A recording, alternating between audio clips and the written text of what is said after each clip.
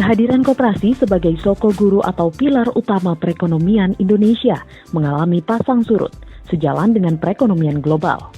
Namun yang cukup mengembirakan adalah pertumbuhan koperasi yang terus naik, terutama jumlah koperasi yang berbadan hukum, aset koperasi, maupun keanggotaannya. Sekedar gambaran, tahun 2014 jumlah koperasi mencapai 203.000 unit dengan pertumbuhan 7 hingga 8% per tahun. Khusus yang menjalankan unit simpan pinjam sebanyak 110.000 unit. Total anggotanya mencapai 20 juta orang dengan aset lebih dari 86 triliun rupiah. Pertumbuhan ini melonjak signifikan dibanding tahun 2012. Tentu saja ini semua berkat pemihakan yang jelas dari pemerintah.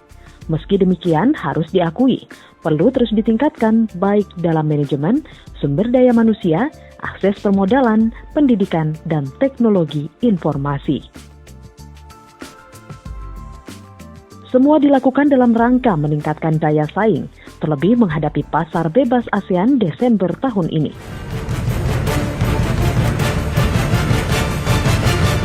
Beragam produk, tenaga kerja, dan jasa akan berebut pasar Indonesia.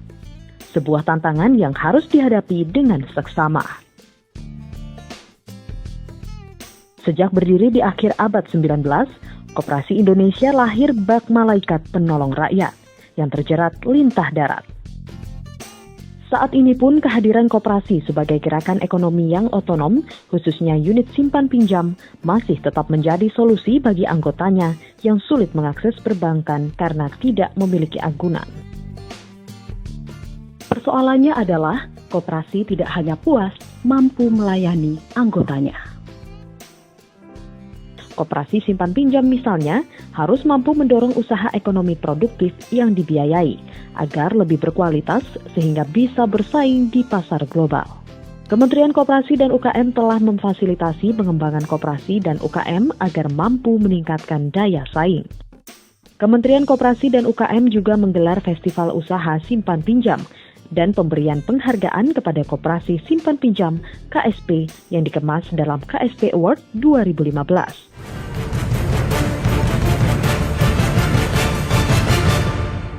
Kegiatan ini merupakan bentuk apresiasi Kementerian Koperasi dan UKM kepada koperasi simpan pinjam dan koperasi jasa keuangan syariah yang meningkatkan kinerjanya.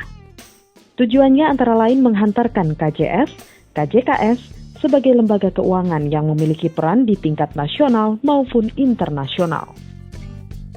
Kini terpulang kepada koperasi simpan pinjam agar pandai-pandai menangkap peluang. Hanya KSP yang sehatlah yang mampu bersaing di pasar global.